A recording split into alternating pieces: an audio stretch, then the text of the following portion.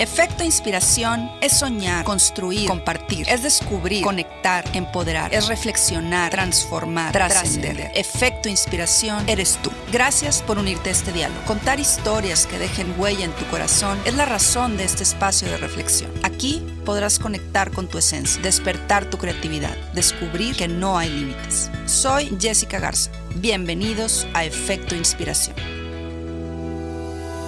La pandemia que estamos viviendo nos obligó a grabar este programa de manera remota.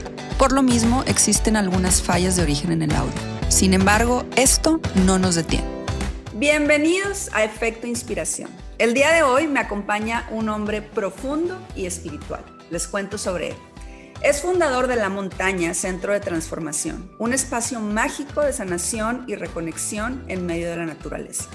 Es creador de más de 50 metodologías para la sanación emocional, el desarrollo humano y la reconexión espiritual. Es también creador de Academia de Reconexión, una serie de cursos en línea para la transformación. Ha escrito 11 libros. Algunos de ellos son Inteligencia Espiritual para Líderes, La Trilogía, La Montaña, El Gen Exitoso, New Me, Diario de un Sanador y Secretos de la Motivación. Ha ofrecido más de 1,200 conferencias en 20 países. Es activista social en pro de la nutrición, la paz y el medio ambiente. Por 12 años fue consultor empresarial en temas de innovación y la mente del consumidor. Se dedicó por muchos años a la innovación empresarial y ahora se enfoca en la innovación personal porque cree que de nada sirve transformar empresas si los seres humanos dentro de ellas no son felices, saludables y abundantes. Estudió licenciado en Comercio Internacional en el TEC de Monterrey, Campus Monterrey. Posteriormente realizó una maestría en Políticas Públicas en Carnegie Mellon University. Cuenta con estudios parciales de doctorado en Psicología Profunda por el Pacifica Graduate Institute. Es para mí un honor darle la bienvenida a Ricardo Perret, Efecto Inspiración. Ricardo, gracias por haber aceptado mi invitación. Ay, muchísimas gracias, Jessica. Muchas gracias. Estoy aquí en mi casa, tu casa, en Guadalajara. Y si se escuchan ruidos, es que es una casa muy viva, con perritos, con niños recién nacidos, con niñas grandes, con suegra, con todo. Así es que es una casa muy viva, así es que vas a estar escuchando muchos ruidos en simultáneo. Pero estoy feliz de estar aquí contigo. Retomar contacto que lo tuvimos pues muy de cerca en nuestras épocas universitarias y ahora acá estamos, ya han dado varias vueltas nuestras vidas, yo creo a cada uno, a cada una, pero ahora aquí estamos en este espacio y felicidades por lo que estás haciendo con tu podcast. Ay, Ricardo, muchas gracias. No sabes la emoción tan grande que me ocasiona tenerte en el programa y le voy a platicar a toda la gente que nos está escuchando. Ya lo dijo ahorita Ricardo muy bien. Ricardo y yo nos conocimos en el TEC de Monterrey cuando estábamos estudiando nuestras respectivas carreras. Ahí fuimos muy activos en grupos estudiantiles, compartimos muchos proyectos, organizamos muchos eventos y conforme fue pasando el tiempo, pues cada quien retomó su vida y yo veía a Ricardo en redes sociales y lo veía siendo así un rockstar y la verdad es que no me sorprendía absolutamente nada. Y hace poco, una seguidora muy linda, estábamos haciendo una dinámica, me dice, Jessica, es que el que tienes que entrevistar es a Ricardo Perret, porque su historia es increíble, porque él me inspira.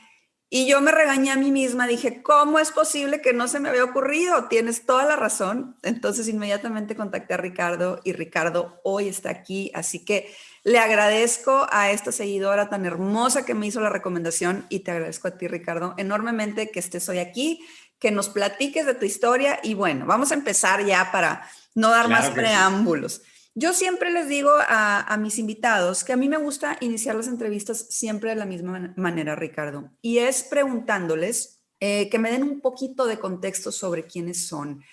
Es importante para mí saber un poquito, a pesar de que nos conocemos, yo quiero que todo mi público tenga un poco de contexto sobre ti, sobre cómo creciste, cómo fueron tus primeros años de vida. Cuéntame a grandes rasgos quién es Ricardo Perret. Bueno, pues mira, yo como todos ustedes y como cada ser humano vivo en este planeta, somos un hijo de Dios, soy un hijo de Dios, soy luz, soy amor. En algún tiempo a lo mejor no me reconocía como tal y es parte de mi historia de vida. pero pues yo creo que esa es por donde debemos de arrancar. Nací en Piedras Negras, Coahuila, y estudié pues primaria, secundaria, preparatoria en Piedras Negras. Me fui a estudiar con una beca del 90% de las que ya no hay, creo, al TEC de Monterrey. De otra manera no hubiera podido estudiar pues en una escuela tan costosa, no cara, porque lo vale, costosa simplemente. Y estudié lo que estaba de moda en aquel tiempo. Se estaba firmando el Tratado de Libre Comercio y estudié Comercio Internacional. No tenía la menor idea de lo que quería hacer de mi vida. A veces nos obligan a los jóvenes a tener que elegir a lo que se van a dedicar el resto de su vida a los 16, 17 años, lo cual es un verdadero error. Pero bueno, me inscribí y estudié Comercio Internacional, pero si algo yo recuerdo con mucha alegría, más que las clases, fue el entorno estudiantil que promueve el TEC y que celebro que lo haga, para participar en deportes, en teatro, en liderazgo estudiantil y en tantas actividades que suceden. Es un campus muy, muy vivo, en particular el campus Monterrey. Al terminar, pues conseguí trabajo bastante rápido en Cervecería Cuauhtémoc Moctezuma, que tiene un gran vínculo, que es fundador de ahí, pues el TEC de Monterrey. Entonces entré a trabajar ahí a Relaciones Públicas, trabajé ahí un año y recuerdo yo que mientras trabajaba en Relaciones Públicas ahí, por alguna razón, azares del destino, comencé a dar clases en la UDEM. Recién graduado del TEC, daba clases en la UDEM en las mañanas y me iba a trabajar a cervecería más adelante en la mañana. Y nada, yo salí del TEC con un gusanito en el tema de la política pública y la verdad es que no descansé durante año y medio hasta poder aplicar y ser aceptado en una maestría en política pública en Estados Unidos. Se dio la oportunidad y bueno, pues allá fui a dar. Estudié 2 años en Pittsburgh, política pública, y regresé pues a trabajar a la Ciudad de México, que era el lugar en donde pues era ideal llegar a trabajar. Si estudiaste política pública, pues el gobierno federal. Entonces llegué a trabajar primero a la Secretaría de Contraloría, Desarrollo Administrativo, hoy que es la Secretaría bueno, se me olvida el nombre ya, soy tan desconectado de la política, pero de la función pública se llama hoy. Y después trabajé en la Secretaría de Hacienda, en la coordinación de asesores del subsecretario en aquel tiempo, Agustín Carstens. Estaba Paco Gil de secretario. Y yo era el responsable de tener contacto con organismos internacionales, Fondo Monetario Internacional, Banco Mundial y muchas otras instancias. Y hice muy buena química con el Banco Mundial. Eventualmente me fui a trabajar al Banco Mundial y yo hacía estudios de política económica en Latinoamérica. Viajaba entre Washington y México, y una de las cosas en las que me clavé muy duro por azares del destino es el tema de innovación. Me clavé muy fuerte en la parte de innovación y hice varios estudios sobre cómo estaban las economías de Latinoamérica en términos de innovación, y me di cuenta que estábamos muy retrasados, con excepción un poquito de Chile, pero muy retrasados en cuanto al resto del mundo, y la innovación es lo que estaba dirigiendo los destinos de las economías. Si bien antes era la calidad, ahora era la innovación. La calidad ya se había instalado como default y ahora era la innovación. Y pues dentro del Banco Mundial empecé a escribir algunos papers, como se le llama. Eventualmente se convirtieron en un libro sobre innovación, muy estadístico, muy numérico, que también había sido mi preparación en la maestría. Y eventualmente sobre ese libro, algunos rectores de universidades públicas y privadas en el país, en México, me empezaron a invitar a dar conferencias sobre innovación y cómo los jóvenes podrían pasar de ser creativos simplemente a ser innovadores y emprendedores. Y ahí arranqué una carrera en el tema de conferencista muy interesante, muy hermosa, que me ha traído grandes satisfacciones. En paralelo, otra parte de mi vida se estaba gestando. que es la parte de la sanación emocional. Desde los 21 años, bueno, yo viví mi primer regresión con una tía mía que iba y venía a la India muy seguido y me hizo mi primer regresión a los 17 años, con lo que yo pude avanzar mi proceso a sanar el alcoholismo del que vivía. Yo fui alcohólico entre los 12 y los 17 años, tomaba todos los días hasta caerme al suelo, me dejaban todo tirado ahí a la entrada de mi casa, 4, 5, 6, 7 de la mañana o 2 días después. Y, y yo no reconocía lo que estaba viviendo, sino hasta esa regresión a los 17 años pude observar claramente ese alcoholismo, esa enfermedad que tenía, y comencé un proceso a sanarla, un proceso también muy hermoso. Y resulta que yo cuando llegué a la Ciudad de México a vivir, a trabajar al gobierno, pues venía con una mano por delante y otra mano por detrás, porque tenía una deuda de $60,000 de puras becas, una parte de beca del TEC, una parte de beca de la maestría, pero así todo tenía que ser. Yo tenía que llegar ahí a vivir con mi tía, que ya hacía grupos colectivos de meditación y regresión, y yo me metí ahí a ver si conocía alguna chava guapa con la que pudiera salir. Yo venía llegando a la Ciudad de México, entonces venía con la testosterona todo lo que daba. Sigo con la testosterona todo lo que da, pero bueno, en ese momento con más libertades que ahora, ¿verdad? Pero bueno, y salía con una y otra y otra y otra, pero bueno.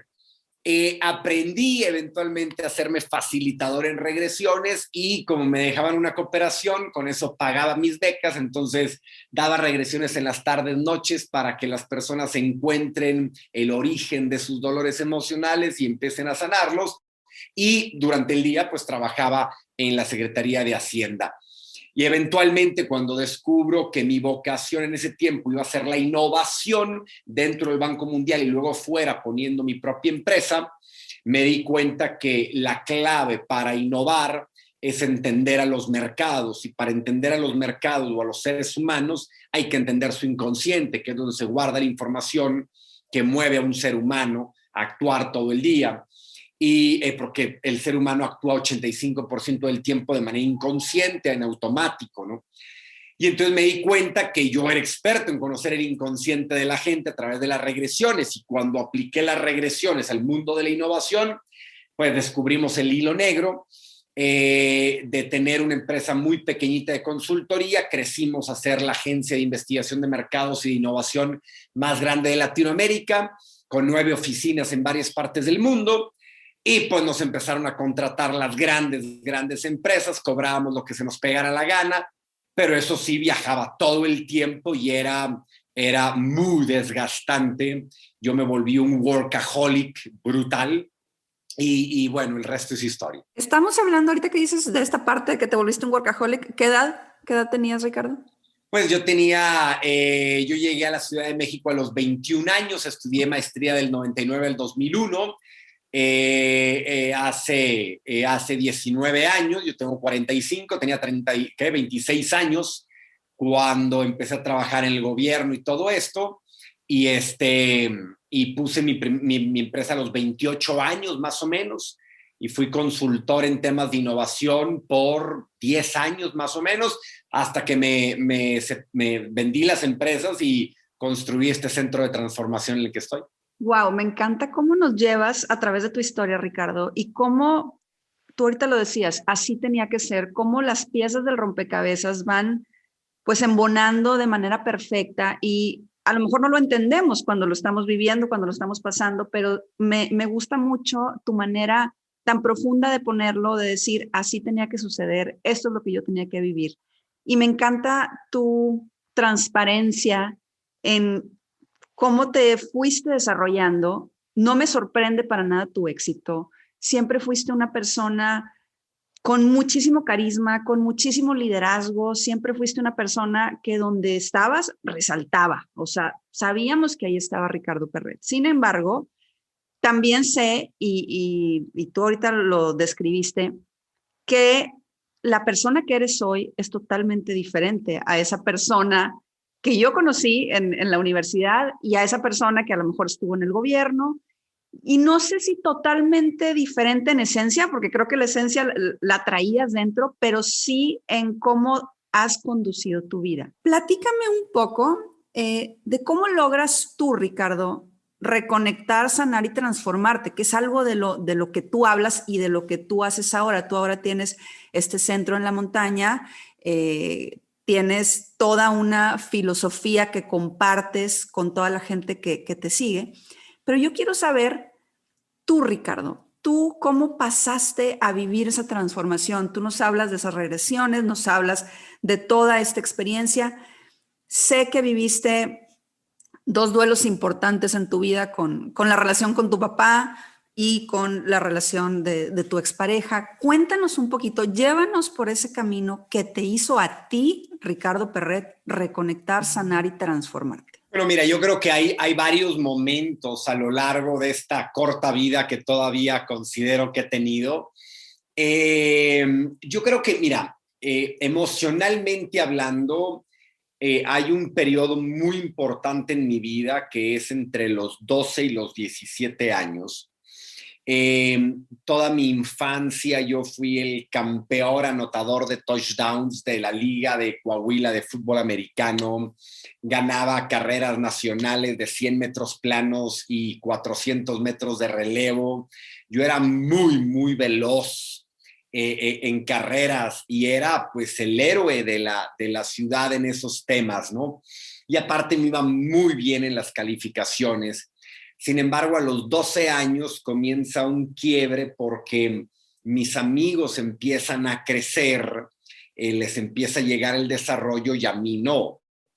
Mi desarrollo literalmente llega hasta los 17 años.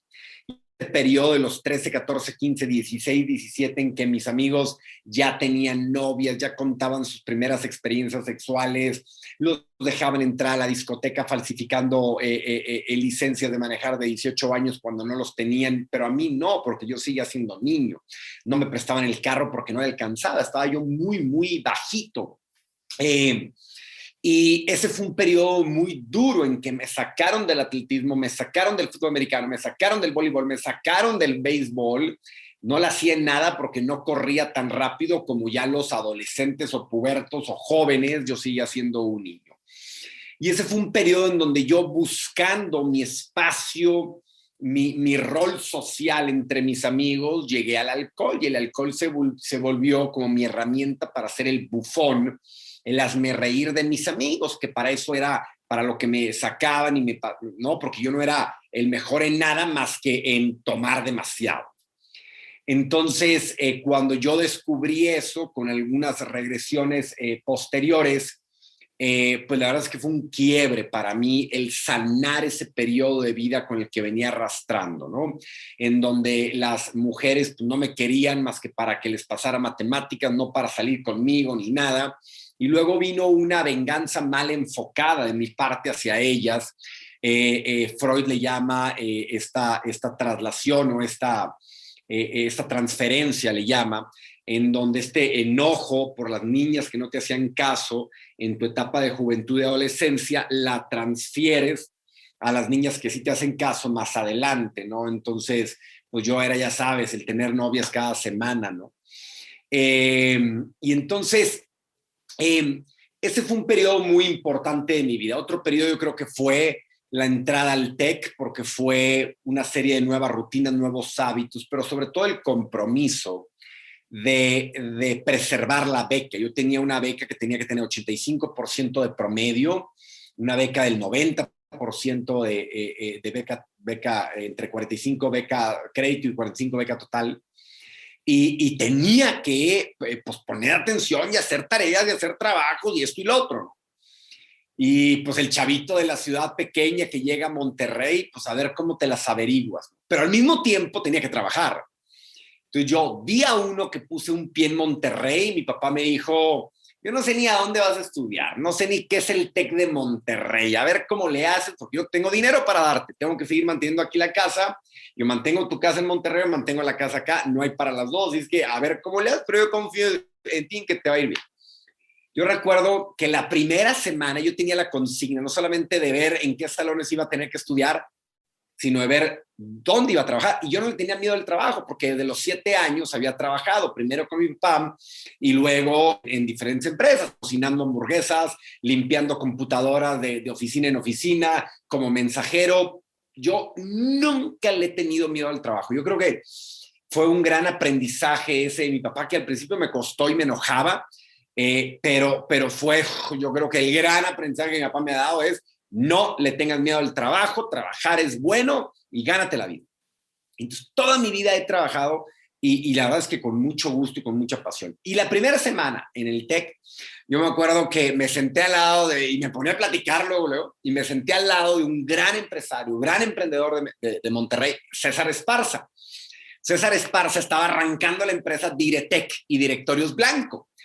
Y los directores blancos, él tenía 90,000 directores blancos que le habían entregado, que tenía que repartir de casa en casa en todo Monterrey, y Apodaca y San Pedro y demás, y no tenía quien se los repartiera.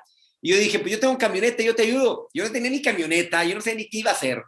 Total, al día siguiente conseguí 60 chavitos de una prepa y 10 camionetas, y nos repartimos en 10 camionetas, y empezamos a repartir directorios blancos, y empezó a ir muy bien desde la semana 1.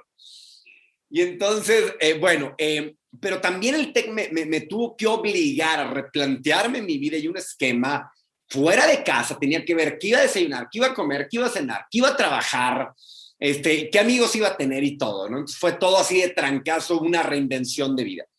El tiempo pasa y la verdad es que yo siempre he dicho que las mujeres en mi vida han sido motores de cambio, ¿no? O sea, pues obviamente mi madre, pero luego vino mi primer novia en el TEC, motor de cambio, y luego vino mi segunda novia. Yo soy de novias como, sí tuve muchas novias y de semanas a semanas, pero luego ya que me establecí más o menos, empecé a tener novias de periodos largos.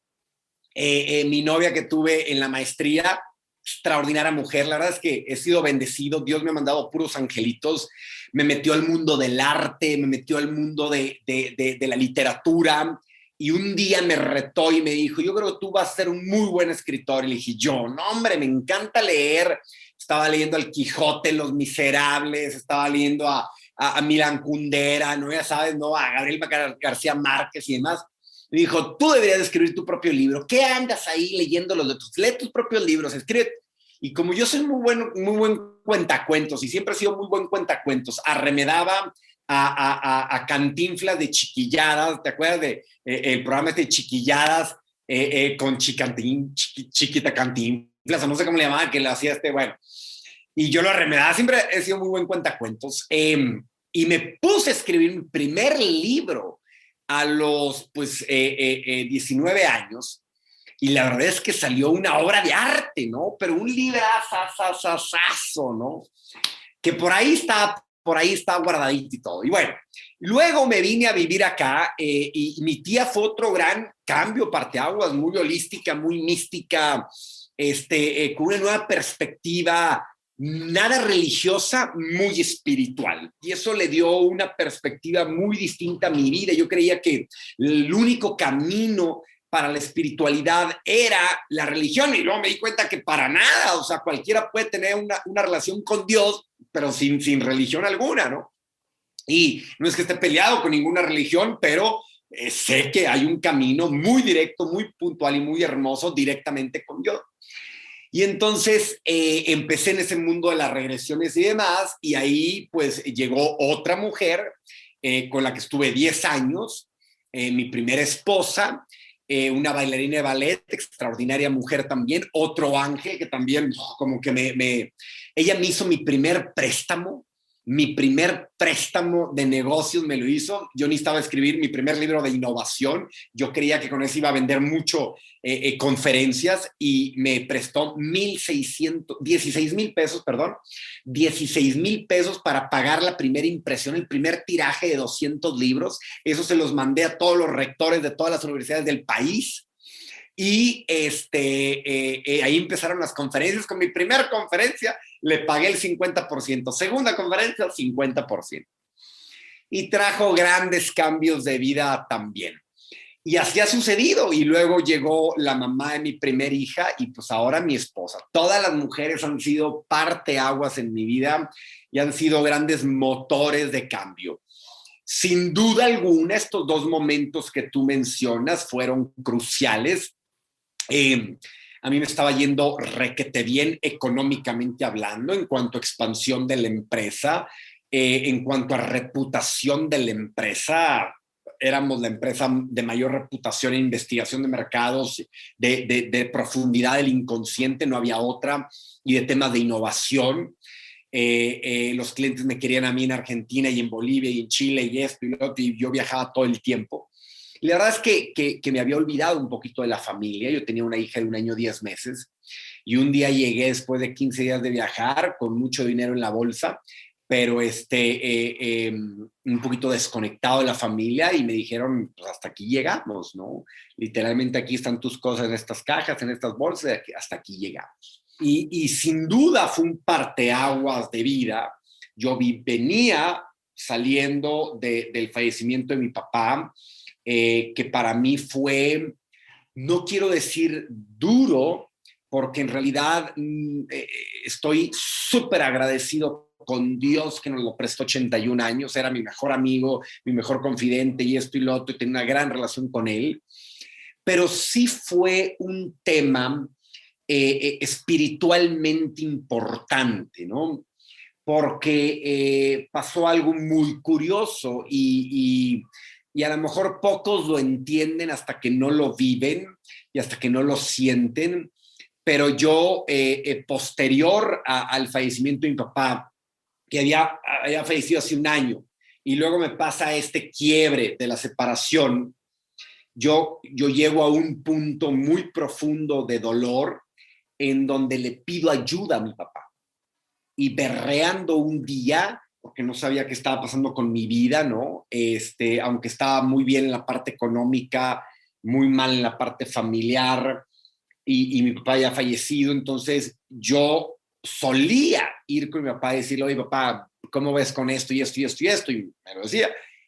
Y entonces yo sentí un instinto de pedirle apoyo, aún ya fallecido, trascendido, y y en eso pues sucede algo muy raro, porque yo lo empiezo a ver con los ojos cerrados, pero yo empiezo a tener unas visiones muy nítidas, muy claras, y los mensajes y los diálogos que empiezo a tener con él, yo lo recuerdo en la primera visión. Yo estaba arrullando a mi hija en brazos y estaba berreando, y cierro los ojos y le digo, ayúdame, sácame de esta, ¿no? Y pum, lo veo y me empieza a dar unas frases que no eran de mi mente. Yo digo, yo ya las hubiera construido, si eran de mi mente ya las hubiera construido, eran frases súper sanadoras, súper aleccionadoras, que yo decía, si hubieran sido de mi mente, pues ¿desde cuándo ya las hubiera generado? Y entonces me empieza a hablar y hablar y hablar y hablar y hablar, y empiezo a escribir mi libro La Montaña, volumen 1, que son 3 volúmenes, que prácticamente son diálogos con él. Primero, pues yo decía, es mi papá, y luego empecé a decir la energía de mi papá, pero en realidad es Dios hablándome a través de la energía de mi papá. Y entonces, y sigo al día de hoy, cada consulta, cada tema que quiero, cierro los ojos y ahí está. Y él me empezó a presentar muchos otros maestros espirituales y energéticos. De todos ellos, de todas ellas, hablo en mis libros La Montaña, y comenzó un viaje de reinvención, y de pasar de ser pues casi no creyente en Dios, aún brutalmente creyente a Dios, brutalmente creyente en que todos somos unos, que todos venimos del mismo origen, que todos vamos al mismo destino, que Dios nos habla a través de muchas formas, de muchas energías, y un gran creyente de maestros espirituales que están ahí para ayudarnos cada vez que lo necesitemos. Wow. Me da la palabra y yo me suelto. Wow. Hable, ya no lo hago diálogo, lo hago monólogo, perdóname. No, me tienes impactada, Ricardo, porque dijiste ahorita una palabra clave. Cuando te referiste a tu papá, dijiste, mi papá ya trascendido. Y me parece muy interesante cómo lo ves y cómo lo manejas y cómo lo vives. Y veo varias cosas que me llaman la atención. Una, ¿cómo logras dejar claro lo que en realidad es el éxito? O sea, tú me hablas ahorita de que eras muy exitoso económicamente, que tenías, pues ahora sí que muchos clientes, que viajabas, que ibas, que venías, eras todo un rockstar, literal. Yo veía y veía tus conferencias llenas y un rockstar en toda la extensión de la palabra, con mucho éxito económico, con mucho éxito profesional, pero con un vacío personal importante. Y me llama la atención cómo logras salirte de a lo mejor ese ego que a veces tenemos para poder ver esto y cómo pones a tu papá trascendido como el medio para poder sanar y poder sacar esa fuerza que tenías dentro de ti. Entonces, eso me parece sumamente poderoso, punto número uno. Punto número dos, me parece súper poderoso y súper caballero de tu parte que hables como hablas de todas estas mujeres en tu vida y cómo hablas con mucha gratitud y no con resentimiento, no con enojo, sino diciendo, son unos ángeles en mi vida. ¿Cómo logras tener gratitud ante la vida, Ricardo, cuando has pasado por este tipo de situaciones que son también tan dolorosas? O sea, tú hablas de esta relación con tu papá de 81 años y dices, estoy muy agradecido, pero duele su partida física, ¿no? Hablas de estos ángeles en tu vida, que son todas las mujeres que has tenido, pero me imagino que cada ruptura debió haber traído mucho dolor. ¿Cómo logras tú pasar del dolor a la gratitud de una manera tan magistral y usarlo para sacar esa luz interna que tienes?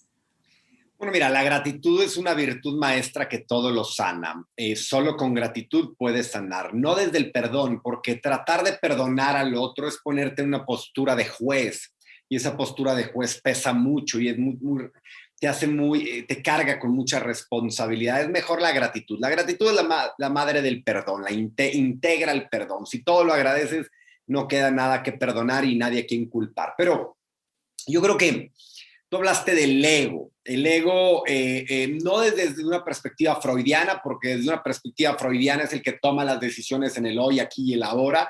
No, desde una perspectiva más junguiana, más desde la psicología transpersonal, el ego es la máscara, es el disfraz que todos vestimos, como este personaje de la película Ratatouille, que se llama Antón Ego, el gran ego, ¿no? Que era el crítico culinario ahí. Y ahí hay una de dos: o rompes el ego o te lo rompen a madrazos.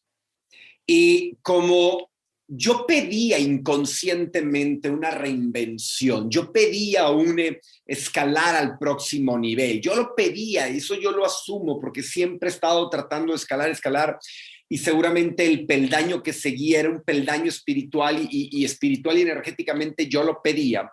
Pero como yo no tuve los pantalones para hacer los cambios necesarios en ese momento o no sabía cómo hacerlos, se me estaba cayendo el pelo a pedazos, mala relación en casa, algunas cosas por ahí, pues la vida te ayuda. Si tú pides algo, la vida te ayuda, pero como te ayuda de maneras como tú no lo esperas, pues te da unas revolcadas brutales. Entonces, el ego no lo rompí como un cascarón del que yo eclosioné o salí, sino me lo rompieron a golpes. Entonces, cuando yo veo craquelado, tirado al suelo, estas cáscaras de la máscara, fachada, disfraz que yo traía cargando, del gran empresario, el ejecutivo, el que hace mucho dinero, el de los aplausos, esto, el otro, el escritor del libro, ¿no? Yo veo el ego en el suelo, digo, ¿y quién soy?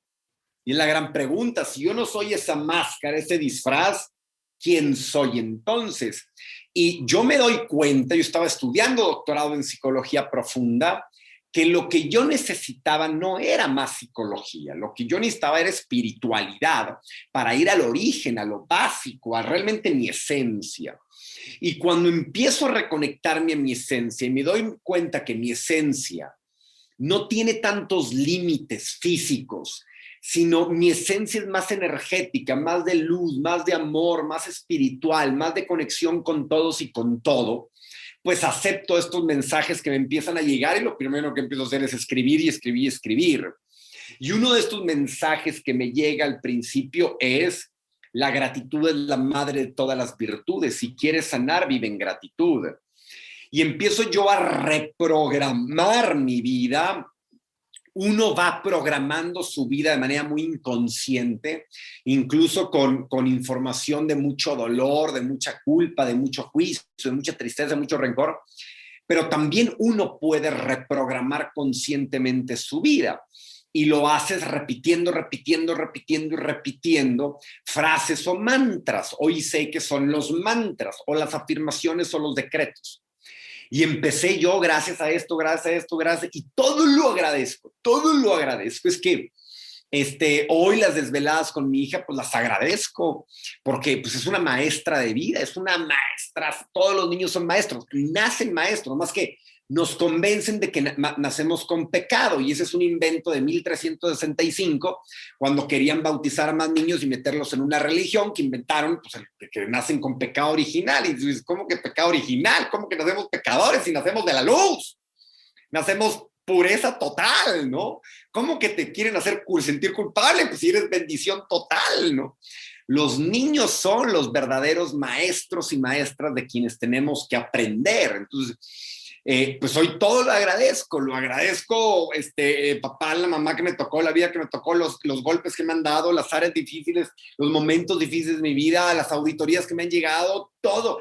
Mi esposa actual, que es un ángel para mi vida actualmente, y vienen también grandes cambios a partir de mi relación con ella y todo, y es bendición. Agradezco hasta las suegras que he tenido, las agradezco muchísimo, ¿no? Y yo creo que la vida te pone de prueba momentos cruciales de quiebre, y si puedes estar en paz con esos momentos, todo lo demás lo puedes agradecer. Entonces, si puedes agradecer que hayan puesto tus cosas en bolsas de basura y te hayan dicho adiós de un día para otro, si puedes agradecer que te hayan hecho una auditoría y quitado la mitad de tu empresa por una auditoría, si puedes agradecer el fallecimiento de un padre que ahora se convierte de maestro terrenal a maestro espiritual, pues ¿cómo no agradecer eso? Gracias, Diosito, por trascender a mi papá de un plano a otro. O sea, lo puedes agradecer todo en realidad, y es a lo que me dedico al final de cuentas: ayudar a que la gente haga las paces con su pasado, porque cuando alguien hace las paces con su pasado, todo se aclara y todo se arregla. Y me parece muy interesante todo lo que dices, Ricardo, y sobre todo muy congruente, porque muchas veces cuando hablamos de esto, hablamos desde la teoría, y tú hablas desde la práctica. Tú lo viviste, tú lo experimentaste, tú sanaste. Todo lo que estás diciendo no son cosas que lo leíste, sino lo viviste, y eso es lo que me parece tan interesante de tu historia. Tú hablas de que los seres humanos deben ser felices, hablas de que deben de ser saludables y hablas de que deben de ser abundantes. ¿Cómo se logra esto, Ricardo? ¿Y cómo lo aplicas tú en tu día a día? Mira, yo creo que es un tema de hábitos transformadores. Llega un momento en que nos damos cuenta, despertamos y nos damos cuenta que estamos viviendo hábitos destructivos, hábitos tóxicos o negativos. Y todo comienza con el cuerpo. Hay un pequeño libro que escribí que se llama Cuerpo Virtuoso, que hablo de cómo poner en práctica en ti mismo las grandes virtudes. Y todo comienza con la alimentación que le das a tu cuerpo, los entornos a los que sometes tu cuerpo, el sol que le das a tu cuerpo, el ejercicio que le das a tu cuerpo, los mensajes que le das a tu cuerpo al despertar, el qué tanto dialogas con tu cuerpo cada vez que el cuerpo te pide o te da un mensaje. Yo soy vegano, no promuevo el asesinato de animales para vivir a partir del asesinato. Para mí los animales, pues, son nuestros hermanos y hermanas, y no soy quien para promover que encierren, que le quiten a sus becerros, que maltraten, que inyecten, que le den de comer basura a las vacas, a los cerdos, a los pollos, a los peces, que genéticamente los modifiquen. Yo no soy nadie para promover la muerte y el maltrato de los animales. Yo no como absolutamente nada derivado de animal. Y es parte de ser congruente también con mi estilo de vida, porque si yo promuevo ahí el asesinato, entonces me vuelvo inmune al dolor, y entonces me vuelvo inmune al dolor de cualquier ser vivo, y entonces también de mis hermanos, de mis hermanas, de los seres humanos alrededor, ¿no? Cuidamos mucho a nuestro perro en casa, pero nos comemos 30 vacas al año. Entonces dices, a ver, ¿cómo? A ver, ¿dónde está la congruencia del ser humano? Cuidar la madre tierra, cuidar la Pachamama, cuidar nuestra naturaleza, es donde vivimos. Cada célula de nuestro cuerpo proviene de la naturaleza. Entonces, ¿qué le regresamos a la naturaleza? ¿Cómo la cuidamos? Estamos respirando el aire que nosotros estamos contaminando. Entonces, a ver, ¿qué tanto nos queremos? ¿Qué tanto contaminamos? Nos bañamos en los mares y entonces nosotros aventamos las bolsas y ahora los cubrebocas y las colillas al mar. Entonces, yo creo que es un tema de congruencia, pero congruencia llevada a su máximo nivel. Fidelidad con tu pareja, sí, fidelidad, o sea, es como dicen, oye, no comes de repente un bistec, de repente una rachera, y digo, y tú de repente un beso con alguien más, a ver, o eres fiel con tu mujer o eres fiel, si no, pues déjala, por bien de ella y por bien tuyo. Tienes hijos, pues te haces responsable, no los avientas al mundo ahí nomás, te haces responsable de eso. Entonces, yo creo que empieza con cuerpo, la relación con la tierra, la relación con Dios, tomar a Dios en cuenta en absolutamente todo. Es tu socio en los negocios, es tu aliado en la casa, es tu aliado en absolutamente todo. Meditar mucho, descansar bien, y fundamental las relaciones que sostengamos, ¿no? Las relaciones con amistades que realmente nos agreguen valor. Hay muchas amistades con las que venimos cargando de antaño que realmente nos destruyen valor, nos contaminan desde la paz, desde el amor. Te haces a un lado o cambias tu perspectiva de esa persona. Y también el cómo trabajamos y en qué trabajamos. Si no trabajas en lo que te apasiona, si no trabajas en algo que agregas valor al mundo, híjola, pues la verdad es que estás perdiendo tu tiempo, ¿no? Y tienes que vivir una reinvención muy rápida. Me parece muy interesante todo esto, Ricardo, y insisto, me gusta mucho la manera tan práctica en cómo lo pones y sobre todo cómo lo vives. Hace un momento hablabas de tu esposa Arlette, que también ha sido un parteaguas en tu vida. Hablabas de tus 2 hijas. Si yo hoy te pregunto, Ricardo, ¿cuál es el legado que le quieres dejar a ellas? ¿Y cuál es como esa aportación que le quieres dejar tanto a tu esposa, que ha hecho tantos cambios en tu vida, como a tus 2 hijas que tú decías son maestras? ¿Qué sería? Uy, yo creo que vivir apasionadamente, vivir como hijo de Dios, realmente como hijo de Dios, como hermano de los ciudadanos, como hermano de los demás, dejar un granito de arena, tratar de dejar este mundo un poquito mejor de como lo dejamos. A mí me ha apasionado escribir y he escrito muchísimo, me ha apasionado dar conferencias y he dado muchas conferencias, me ha apasionado ahora construir seminarios en línea y he hecho muchos seminarios en línea, pero también yo creo que un balance, ¿no? Yo creo que el balance entre el tiempo con tu pareja, el tiempo con tus hijos, el tiempo en el trabajo, el tiempo en la diversión, solo o en familia o con amigos, pero también el tiempo para tu relación con Dios. En ocasiones dividimos tiempo profesional y tiempo personal. Y en el tiempo personal solo metemos amigos, entretenimiento, series Netflix y Amazon Prime, etcétera. Pero no, debería ser 3: tiempo espiritual, tiempo familiar o personal y tiempo profesional. Porque yo creo que estos momentos de soledad, de retiro contigo mismo, de meditación, solo, en tu relación con Dios es fundamental. Te recargan de una manera brutal. Yo me he ido a las playas desiertas a meditar, a los desiertos a meditar, me he encerrado en cuartos oscuros varios días a estar ahí encerrado conmigo mismo, con Dios, y ha sido espectacular. Me encanta es que lo menciones porque muchas veces tenemos miedo a estar con nosotros mismos, muchas veces tenemos miedo a enfrentarnos a nosotros, a enfrentar lo que somos, lo que fuimos, Y precisamente hablando de eso, de esos miedos, de esa espiritualidad de la que tú hablas.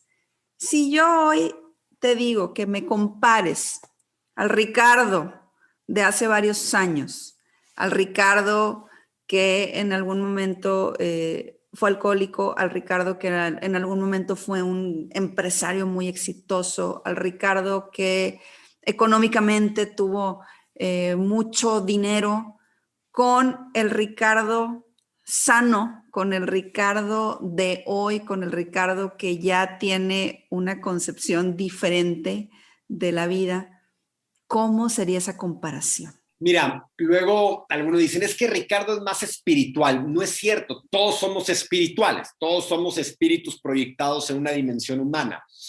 Eso no es, y algunos dicen, no, es que no, a ver, yo sí inicialmente cuando arranqué este caminito espiritual o estudiando más la espiritualidad y ayudando a otras personas en este tema, yo sí tenía la concepción de que iba a llegar momentos en que volara, que flotara, que con mi sonrisa materializara alimento frente a mí o materializara abundancia material.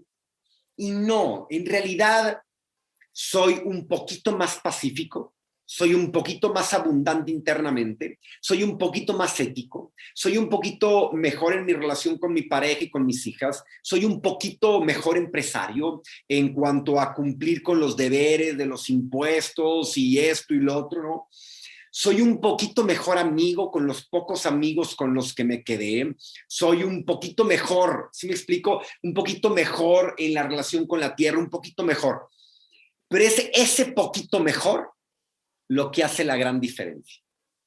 Ese poquito mejor, lo que te hace irte a dormir en paz, con tranquilidad, con amor, diciendo, si no amanezco el día de mañana porque Dios me llama a su lado, me voy a ir feliz y todo lo que hice lo dejo arreglado y en paz. Entonces soy ese hombre poquito mejor que antes. Wow, wow. Y me quiero quedar con eso, Ricardo. Me quiero quedar con la enseñanza de que todos debemos de ser todos los días un poquito mejor. Y ese poquito mejor es lo que va a hacer la gran diferencia. Me quedo con eso, Ricardo. De verdad, te agradezco enormemente que hayas estado hoy en el programa. Y déjame decirte que toda la gente que pasa por Efecto Inspiración, hago al final una dinámica con ellos. Les doy yo una serie de palabras y les pido que me den la primera palabra que venga a su mente. ¿Estás tú listo? Claro, dale. Empezamos. Sanación. Amor. Felicidad. Gratitud. Amor. Mi esposa. Espiritualidad. Relación con Dios directa. Familia. Uy, mis hijas. Dios. Todos los seres vivos del planeta. Efecto Inspiración. Uy, gracias, gran diálogo. Ay, Ricardo, mil gracias. De verdad, ha sido un agasajo poder platicar contigo.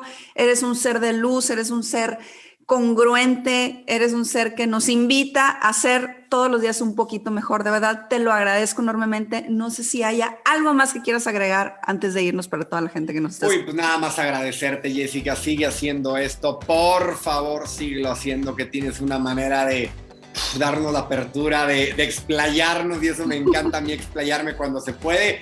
Gracias de corazón, estemos en contacto, hagamos cosas juntos si Dios quiere que las hagamos. Me encantaría, sería un privilegio. Gracias a todos por haber estado hoy aquí. Esto fue Efecto Inspiración. Te invito a que seas parte de la comunidad Efecto Inspiración. Sígueme en Instagram y Facebook como Efecto Inspiración. Nos vemos por ahí.